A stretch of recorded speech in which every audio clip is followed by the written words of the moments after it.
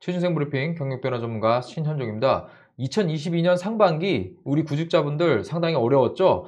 많이 뽑을 거라고 예상을 했는데 생각보다 많이 떨어졌고요. 또 삼성 같은 경우도 서류에서 상당히 많이 탈락시키면서 많은 구직자들이 야, 이거 어려운데? 이런 생각을 좀 했을 겁니다. 이제 수시 채용으로 넘어오고 공채가 줄어들면서 계속해서 한 번에 채용하는 게 줄다 보니까 체감적으로도 많이 줄어든 느낌이 드는 거죠. 자, 그런데 최근에는 저경력자, 고경력자 할 것 없이 경력이 있는 사람을 신입으로 받아주고 또 경력이 있는 사람이 산업 간에 이동을 하면서 취업을 하는 이런 현상이 나타나고 있습니다. 자, 이 부분 분명히 사람도 줄어든다고 하는데 그럼 취업이 쉬워진다고 저는 들었는데 왜 안 쉬워지죠? 자, 이런 질문들을 최근에 많이 해갖고 제가 한번 내용을 갖고 와봤습니다. 일단 알아둬야 될 게 유효 구인 배율이라는 게 있어요. 저는 이걸 이 나라 지표에서 갖고 왔는데요. 오른쪽에 여러분들 이렇게 보시면은요. 1, 0.5, 0 이렇게 써둔 부분이 있죠. 자, 여기를 잘 보시면은요. 1이 넘어간다. 자, 이러면은요. 우리 구직자들이 좋은 거예요. 그러니까 일자리가 상당히 많은 거예요. 우리 구직자들보다. 그래서 이게 1이 넘어가면 만약 1.5다. 그러면 일자리는 1.5개인데 들어가겠다는 사람이 한 명밖에 없는 거예요. 아, 이러면 상당히 편하겠죠. 자, 그런데 지금 한국의 기준 잘 보면은요. 작년에 2021년 0.5였어요. 일자리 하나가 있으면 여기 들어가고 싶어 하는 사람이 2명이란 얘기예요. 그러니까 상당히 경쟁률이 높은 거죠. 자, 2022년에 코로나 때문에 떨어졌다가 다시 반등한 이런 그래프를 보실 수가 있는데요. 저기서 1을 기준으로 해서 1이 넘어가면 상당히 우리 구직자들한테 좋은 상황이고 저 1이 1보다 낮으면 경쟁이 심한 거다 이렇게 보시면 될 것 같아요. 일본 같은 경우는요. 2013년에 저게 1을 딱 넘어가고 지금까지 안 떨어지고 있거든요. 그래서 아마 최근에 기사 막 찾아보면 일본 같은 경우는 대학생들 졸업하면 취업하기 쉽다 이런 얘기 아마 들어보셨을 거예요. 근데 거기 같은 경우는 우리랑 조금 산업적으로 다른 게 거기는 아직도 되게 아날로그 일하는 게 많거든요. 그러니까 사람 손이 아직도 많이 가는 일이 있으니까 사람을 더 뽑아주는 이런 경향도 있는데 자, 한국 산업은 어때요? 한국의 기업들은요. 사람을 인건비 비용으로 봐요. 이거를 투자하겠다고 생각하는 회사들 그렇게 많지 않거든요. 근데 우리 구직자들도 요즘 스마트해져 갖고 이거 알아요. 그래서 직장에서의 성공이나 뭐 이런 거보다는 내 삶의 성공을 원하는 사람들이 훨씬 많은 거죠. 자, 어찌됐든 기업들이 이렇게 기업에서 일하는 사람을 줄이는 거에 아주 적극적으로 투자를 하다 보니까 괜찮은 일자리 수가 줄어들고 쪽 회사에 일하겠다는 사람들도 조금씩 줄어들고 인구가 이렇게 감소하면서 똑같이 다 떨어지고 있는 거죠. 자, 그래서 이 부분을 생각을 한다 그러면 그렇구나 이렇게 볼 수가 있는 거예요.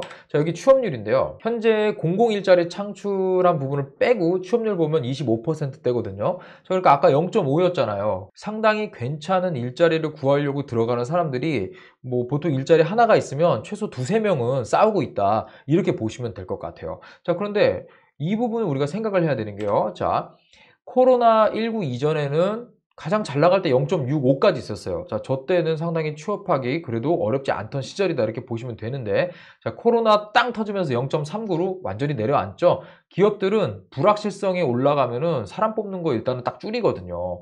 자, 이 부분을 아셔야 되는 게 하나가 있는 게 지금 취업을 가르쳐주고 도와주는 분들 15년, 20년 전에 뽑을 때 자, 은행권 뭐 공채한다 그러면 200명, 300명 이렇게 뽑았단 말이에요. 근데 최근에 은행권 공채 20명, 30명도 안 돼요. 자, 이렇게 괜찮은 일자리가 훅 줄어듭니다. 자, 그런데 여기에 들어가겠다고 하는 사람들도 줄어들죠. 인구가 감소하든 내 삶의 성공을 원해서 직장을 딱 목표로 하지 않고 취업을 하는 사람들. 자, 이게 동시에 줄어들다 보니까 0.5 정도 유지가 되는 거다. 이렇게 보시면 될 것 같아요. 자, 그런데 이게 보통 인구학자분들이 얘기하는데 저게 1이 넘어가려면 조금 더 인구가 더 줄어야 된다고 하는데 일자리가 줄어드는 속도도 상당하기 때문에 이 부분에서는 지금 저는 이 어려움이 뭐 당장 단기간에 해소될 거다 이렇게 저는 보지는 않습니다. 자, 그런데 인구 감소 계속 되는데 괜찮은 회사들 제가 얘기 드렸죠? 여기도 일자리를 줄어들고 있고 여기 가려는 사람들도 줄어들고 있어요. 자, 하나 예를 들어 드릴게요. 제가 오늘 같이 만나서 식사를 한 대표님이 그 얘기 하시더라고요. 최근에 서울 상위권 대학에 괜찮은 스펙을 가진 자기가 멘토링을 한 친구가 있는데 이 학생 같은 경우는 은행을 취업을 한 거예요. IT 관련된 쪽으로. 그런데 우리가 알고 있는 그 IT 회사 중에 플랫폼을 해갖고 이렇게 중고용품을 거래하는 거를 하는 회사가 있습니다. 특정 회사를 지칭하지 않을게요. 자, 이쪽에 합격을 했는데 모든 사람들이 다 얘기하죠. 저희 같이 아재들은 야, 은행 가라. 왜? 거기 장기간 뭐 10년에서 12년 일해서 뭐 한 차장급 달면 연봉 1억 5천 사이 주니까 자, 여기 들어가라 라고 얘기하지만 자, 거기에 들어가면 우리가 아주 전통적인 산업에서 전통적인 직군에서 일을 하게 되는 건데 이쪽에는 자유도가 높은 IT 상당히 젊은 회사가 있어요. 자, 스타트업에서 벤처로 일궈낸 이런 회사가 분위기는 더 좋겠죠? 거기가 더 낫다고 생각해서 그쪽으로 취업을 했다라는 거예요. 자, 요렇게 구직자들의 성향이 바뀌면서 괜찮은 회사들도 이걸 알잖아요. 자, 그러다 보니까 서로 끌어당기기 위해서 엄청나게 노력을 하거든요. 인플로이먼트 브랜드를 높여야 구직자가 오는 시대가 됐습니다. 자, 이러다 보니까 과거에는 커리어를 처음 시작한 산업, 그러니까 내가 영업을 하던 뭘 하던 간에 식품 산업에 취업을 했어요. 자, 그러면 식품 산업으로 계속 갈 수밖에 없었죠. 보통 그런 경로를 가질 수밖에 없었는데, 최근에는 IT 쪽이라던가 반도체 배터리, 자, 이 우리나라 지금 상당히 끌어가는 주요 산업에서 사람이 부족한 거예요. 계속해서 선발을 해야 되는데, 처음에는 사람이 부족하니까 경력직 위주로 좀 채우죠.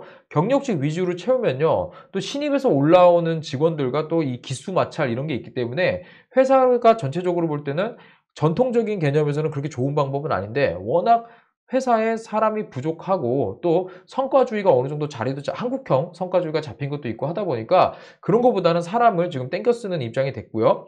또 사람이 너무 부족하다 보니까 신입을 뽑을 때 우리 쪽 산업은 아니지만 어디 직장 경력이 있어요.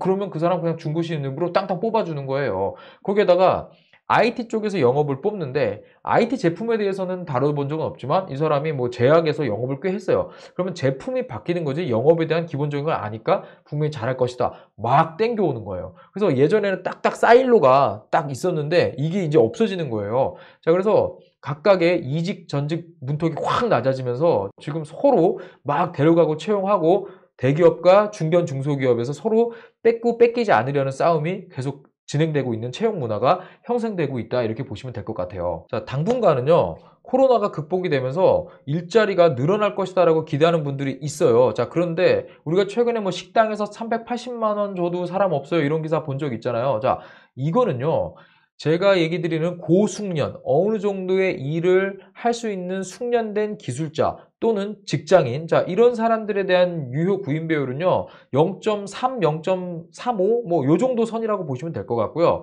적용력, 인건비가 베이스가 돼서 시간당 일하는 거를 임금으로 교환하는 쪽의 일. 자, 이쪽 같은 경우는 사람이 부족해서 계속적으로 구인 배수가 아마 1 이상을 계속 유지할 거다. 저는 이렇게 보거든요. 자, 그래서 우리 취업준비생들, 뭐 중고 신입분들, 현재는 당분간 뭐 코로나 극복되고 경기가 가면서 2, 3년 좋아질 것이다. 글쎄요.